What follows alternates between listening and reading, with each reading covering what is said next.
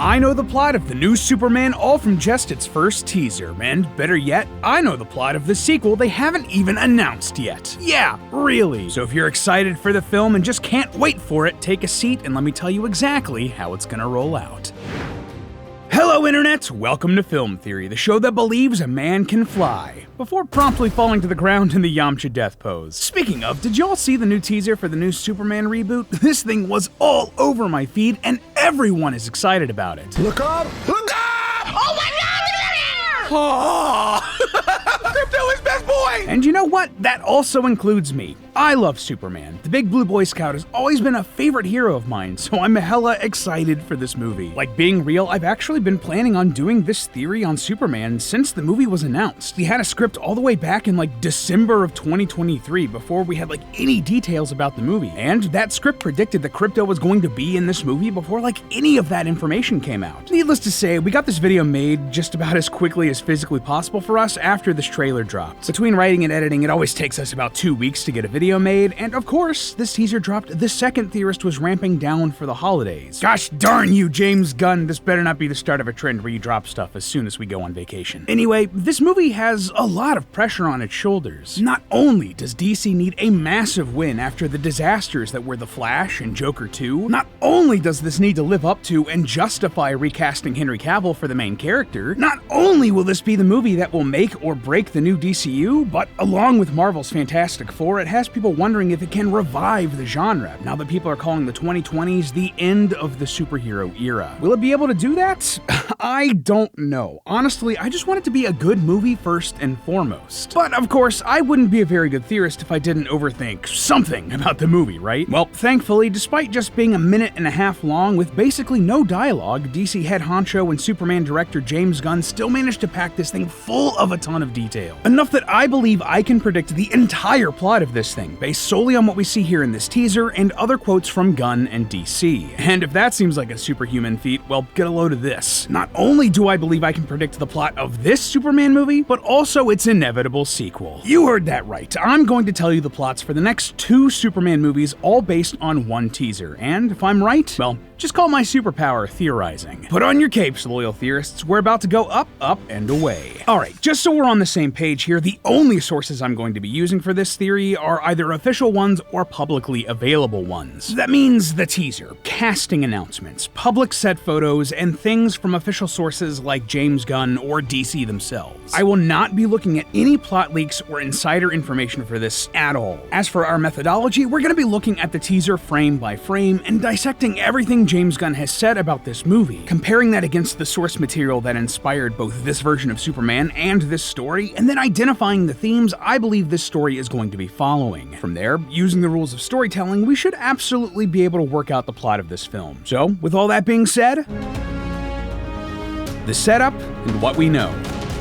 Well, just from a surface level, we know this is not an origin story for Superman. This comes straight from James Gunn, who said, quote, "Superman's already existing. Lois and Clark already know each other. Lex hates Superman's guts from the beginning, although they don't know each other personally." That makes sense. Everyone knows Superman's origin story at this point, and we don't need to see it again. Additionally, Gunn said that most of the trailer's footage takes place from the beginning of the movie, though, quote, "there are a couple moments that are from later," end quote. We'll just need to keep that in mind while we're putting together the plot from this teaser. Okay, that's some broad strokes, but what about something more concrete or specific? Well, we can also tell exactly when this movie takes place. A newspaper from the set is dated Monday, May 19th, and 2025 is a year that has May 19th fall on a Monday. 2025 is the year the movie's coming out, and there's a lot of modern tech in it like cell phones, so yeah, that checks out. Likewise, this story exists pretty far into the DCU. From both Creature Commandos and the parts of Peacemaker that are still canon, we know that superpowers have been around for a long time in this universe. And in the teaser, we see a team of pretty established superheroes already: Hawkgirl, Mr. Terrific, and the Green Lantern, Guy Gardner. Finally, the teaser, set photos, and casting announcements have also shown us that characters like Metamorpho, Rick Flag Sr. from Creature Commandos, the Engineer from The Authority, and a mysterious character with a big U on his chest are all going to appear. That last one is either a villain named Ultraman or Ulysses, not sure which yet. Strangely, we also know that a lot of these superhumans seem to work for billionaires billionaires. Both the Engineer and Ultraman/Ulysses are henchmen for Lex Luthor, while Guy Gardner, Hawk Girl, and Mr. Terrific all wear matching uniforms with the logos of billionaire Maxwell Lord on them. It's kind of like they're pro athletes or something. Now, all of that is fairly surface level, but we can learn a lot more about the themes of the story being told here if we look at what inspired this film. Gunn has said that this version of Superman is, quote, the embodiment of truth, justice, and the American way, guided by human kindness in a world that sees kindness as old-fashioned. And when asked by a fan for a list of what inspired his take on the character, Gunn gave them a lot of options. They're all on screen here, I'm not gonna list them all out, but big ones that should stick out for us as film buffs are the Christopher Reeve Superman and Superman the Animated Series. So you're not such a Boy Scout after all. Never even made it to my first merit badge. Just classics, we love it. Oh, and also, DC themselves said that these storylines here directly influenced and inspired Gunn while making this story. Now, tonally, all of these comics and stories really lean into the hopeful part of Superman, the version of the character that will do the right thing no matter what, even at the cost of his own wants, needs, or even his life. A great example of this is All-Star Superman, which is all about Superman doing as much good as he can in the days before he dies. Even as his own life is ending, he wants to set the Earth and humanity up for success, inspiring even his enemies to be better. If it had mattered to you, Luthor, you could have saved the world years ago. While I don't expect Superman to die in this movie, I expect a lot of the same ideas and vibe to be in this film. And before we move on, another story that really stuck out to me here was Kingdom Come. This is probably one of the best stories in DC's history, all about an older Superman coming out of retirement into a world full of violent, reckless heroes, bringing hope and morality back to a cynical world. Does that sound familiar? Well, it should, because it's kind of exactly what this movie is trying to do. Regardless of what you thought about them, DC's movies over the last decade under Zack Snyder's leadership were darker, they were more violent and cynical. That's not a value judgment, it's just a fact, and this new James Gunn DCU seems like a rebuke of that. It's intentionally doing something completely different and bringing a real brightness and hope back to these characters. And I think it's safe to say that all of that was on the top of Gunn's mind while crafting this Superman, because even his emblem, the S on his chest, is taken directly from Kingdom Come. This Superman is carrying on the legacy of that story. And speaking of legacy, well, though this movie is now just called Superman, when it was first announced, it had a slightly different title, Superman Legacy. And that is massively important both for this movie and the DCU slate as a whole. See, a lot of the announced DCU projects involve the idea of legacy, transition, generational change, torch passing, family. I mean, just think about it. Brave and the Bold is all about Batman and his son. Lanterns is about an experienced Green Lantern taking a new recruit under his wing. Paradise Lost is a prequel all about Wonder Woman's mothers. Other projects like Teen Titans are about younger heroes coming into their own. Dynamic Duo is about the different generations of Robins. Heck, even Creature Commandos is about the successor to the Suicide Squad. Now, Superman has all the power in the world, but if he wants to keep his identity as Clark Kent a secret, he should be using the sponsor for today's theory, Incogni. True story. My mom loves bird watching. She has this bird feeder that has a little camera on it and sends me links to pictures of her birds. Well, right after I clicked that link for the first time, all of a sudden I was getting tons and tons of ads for similar bird feeder cameras. Like, that's weird,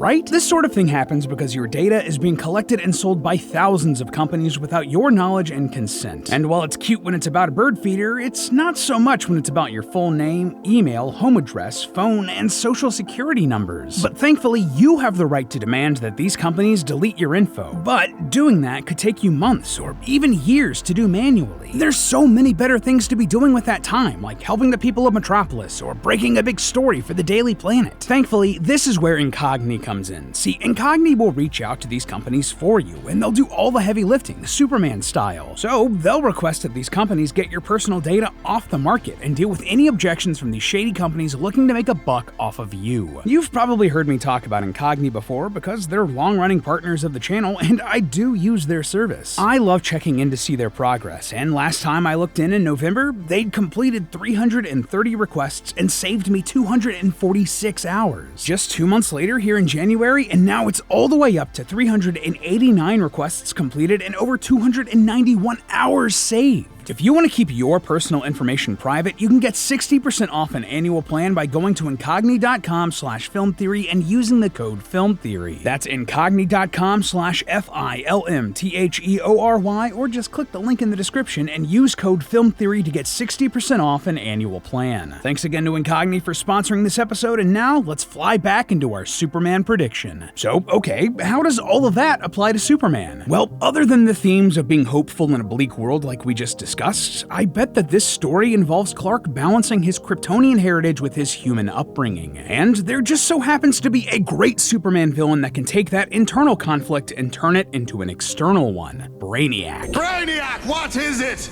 Look, I just want some pants. A decent pair of pants. Yeah, so this is Brainiac, one of the oldest Superman villains and pretty much his nemesis outside of Lex Luthor. He's basically a living computer, an AI from another planet obsessed with collecting every possible scrap of knowledge in the universe. He also happens to be one of the biggest Superman villains that we've never seen in a live-action film, so there's fertile ground there. So why do I think Brainiac is going to be a major player in this story, even though he hasn't been revealed at all or even cast yet? Well, a couple of reasons. First off, there's the giant energy orb floating behind Lois and Clark in the first teaser image and trailer that is the same color scheme as Brainiac, purple and green throughout his many appearances, as well as seeming more like alien tech as opposed to something more human-based like Luthor. And secondly, one of the main storylines that DC stated influenced Gunn while he was writing this film was Superman Brainiac, a story where he was the main villain. This one just seems like a layup, and when you look at Brainiac's whole deal, you can see why this makes a lot of sense for the story. See, in both Superman Brainiac and the story that introduced him back in the 50s, Brainiac had preserved an entire city of Kryptonians and their knowledge, literally shrinking them and putting them inside of a bottle. And in a lot of continuities like the DC animated universe that we know influenced Gunn here, Brainiac is even just straight up a Kryptonian AI. If this Superman is one that's wrestling with his legacy, his Kryptonian heritage versus his human upbringing, what better way to make that into something tangible for this story? Here's a villain with the knowledge Clark wants, but he's also a danger for his new home. There's great multi-layered conflict sitting right there, and the drama writes itself, especially if other villains like Luthor can discover it and take advantage of it. Alright, so that's a lot of information. We sort of laid out a lot of pieces for a complicated puzzle, and putting them together will get us to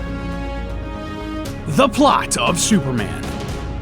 It's May of 2025. Clark Kent has been working at the Daily Planet for a while now with other reporters like Lois Lane, all while moonlighting as Superman. But he's still very much the new kid on the block. Other heroes like Mr. Terrific, Guy Gardner, and Hawkgirl have been doing this for much longer, enough so that they become part of the machine of society. Hero teams are often funded by corporations or billionaires like Maxwell Lord, or used by the government for secret missions as seen in Creature Commandos and the Suicide Squad. We actually see Mr. Terrific in some sort of desert fighting what look like mercenary commandos, probably on one of these privately funded missions. People are familiar with superheroes and these antics, but maybe they don't really trust them because all of these heroes are flawed and cynical. But Superman? He's different. He seems to have more power than these other heroes, but he's nothing like them. He's not dark or cynical. He does the right thing and is impossibly good. The kind of guy who stops to help save a cat from a tree or help an old lady cross the street. He's just an old-fashioned hero, all because he was raised with the ideals of truth, justice, and the American way by Ma and Pa Kent in Smallville, Kansas. A scene showcasing these values will almost certainly be our introduction to Clark and Superman in this world. He's headed to work, but keeps getting distracted and delayed by his superheroics getting to the Daily Planet late. We can see by the clock on the wall in this shot that Clark doesn't get in until 10:50. Clark's co-worker Lois Lane makes note of this. She's a smart cookie and has likely deduced that there's more to Clark than meets the eye. I wouldn't be surprised if she's already figured out that he's Superman. Anyway, Clark doesn't really know a lot about himself or his origins. He knows his parents found him in a spaceship, and he's discovered the Fortress of Solitude, so he knows he's an alien and maybe a bit about Krypton, but that's about it. But that changes when he discovers an alien supercomputer intelligence. Maybe it's a Kryptonian AI in the the Fortress of Solitude. Maybe it's an unrelated probe that crash lands on Earth. Either way, this Brainiac promises Clark knowledge about his past and his people, but Clark either is having trouble getting to that knowledge, or maybe he doesn't like what Brainiac has to say. Either way, he keeps Brainiac in the Fortress of Solitude, along with other relics of his alien heritage, like Crypto the Superdog. But that alien heritage has unknowingly earned Clark a lot of enemies, the biggest of which is Lex Luthor. See, just like what happens in the Superman Birthright comics, Lex is a smart guy, like really smart. Enough so that he's never really felt at home on Earth. He's never quite fit in with his fellow humans, and yet here is this Superman that is clearly something alien, and people love him? No, something's off. And even though they haven't met yet, Luthor does not trust Superman at all. So he wants to find proof that Superman isn't as super as he appears. Using all of his resources, he has probably been able to track Superman's activity up in the Arctic with the Fortress of Solitude, hatching a plan to break in. All he needs is a distraction. Soon enough, Luthor gets one in what is probably the big action set piece for the film's first act, as a kaiju attacks Metropolis. During this attack, Superman saves many lives, including a little girl that almost gets crushed, and stops the monster from crashing into at least one building. Eventually, Guy Gardner, Hawkgirl, and Mr. Terrific show up, and Superman helps them take down the kaiju, but not before some serious damage is done to the city. Superman is also hit by a fireball during this fight, burning his suit. After the fight, the Supers regroup at a nearby building. We see them arriving at this building in a set video, and there are several kids ecstatic to see Superman. Maybe the little girl he saved told her friends about him, but the rest of the crowd isn't as happy. This man in the orange vest approaches Superman and probably tells him that he could have and should have done more. People died. Isn't he supposed to be a hero? The cynical crowd turns on Superman, throwing things at him as he enters the building. The other heroes also come in and talk to Clark, perhaps telling him that this is just the way things are. Saddened, Superman flies away to his Fortress of Solitude, only to find it robbed. Yeah, Luthor may have caused this kaiju attack himself, or just taken advantage of it, but either way, he uses it as an opportunity to break into the Fortress of Solitude with his henchmen, the Engineer and Ultraman/Ulysses. We know this thanks to an extra scene put into a version of the trailer only shown in theaters, which sees them walking into the fortress. Here, the group wreck the place and end up stealing Brainiac as proof that Superman is an alien, and Superman arrives too late to stop them, and too late to save some of his beloved Kryptonian robot helpers. We know this has to be right after the kaiju attack because Superman and his suit are still covered in the same burns and soot. Anyway, things are only gonna get worse for Clark. Just like in the Superman Birthright comic, Lex is gonna use Brainiac to spread information about Superman's Kryptonian origins, framing him as an alien invader. Superman is going to have a bit of an identity crisis over this. But what if he is just an alien scout for an invasion? He no longer has Brainiac to ask about his history, but he can't let that get in the way of him helping people. Despite everything, Superman is still unwaveringly good, doing what he thinks is right, just like we see in the All-Star Superman storyline. This itself will inspire hope in people around the world, just like we see with this kid raising the Superman flag in the teaser. Angered, Lex will escalate things, continuing to frame Superman for increasingly awful things and working with the US government to capture him. This will lead to a battle with Ultraman/Ulysses, and eventually Superman's arrest with Rick Flag Sr. from Creature Commandos. We know that that's gonna happen from these set images and scenes from the teaser. Now, here's where things get a bit murky. Since most of the teaser footage is from earlier on in the movie, guessing the back half of this plot will be based more on the rules of storytelling and the stories that inspired this film's plot. But we can still get a pretty good idea. Clearly, Superman will be imprisoned in a strange jail for metahumans, while Lex starts targeting Superman's close friends and supporters like Lois and the Daily Planet. Lex will also probably begin tinkering with Brainiac to extract as much value out of Superman's alien technology as possible. And this is not going to turn out well for Lex, as he's tricked by Brainiac, who begins to accumulate knowledge and power for himself. At some point, likely driven by the fact that people in his personal life like Lois are in danger, just like we see in the Superman Ending Battle comic, Superman will break out of this prison in a big fight. I'm betting that this is where he gets injured and lands in the snow from the teaser, calling Krypto to take me home. And I bet that home Krypto takes him to isn't what Clark expects. He may think that they're going to the Fortress of Solitude, but instead, Krypto takes him to Lois in Metropolis, his real home. By this point, Lois will have definitely figured out that Clark is Superman and the two will embrace. Anyway, the third act will almost certainly see Brainiac gaining enough power to betray Luthor and attack Metropolis with the giant energy ball we see throughout the teaser. This is more or less what happens in the Superman Brainiac comic. Cue a big third act battle, Superman realizing that he doesn't need to choose between his Kryptonian heritage and human upbringing, embracing both parts of his legacy and using them to defeat Brainiac. The cynical people of the DCU are inspired by his goodness, while Luthor is furious and forms his next plot to take down what he sees as an alien freak. Roll credits, the end. Alright, so given the minute and a half of footage we have and all of the behind the scenes information and interviews, that's how I see the plot of Superman playing out. But more importantly than that, I think all of this information that we've laid out here also gives us a good idea of where Superman's going after this movie. And that means it's time to talk about the Superman sequel.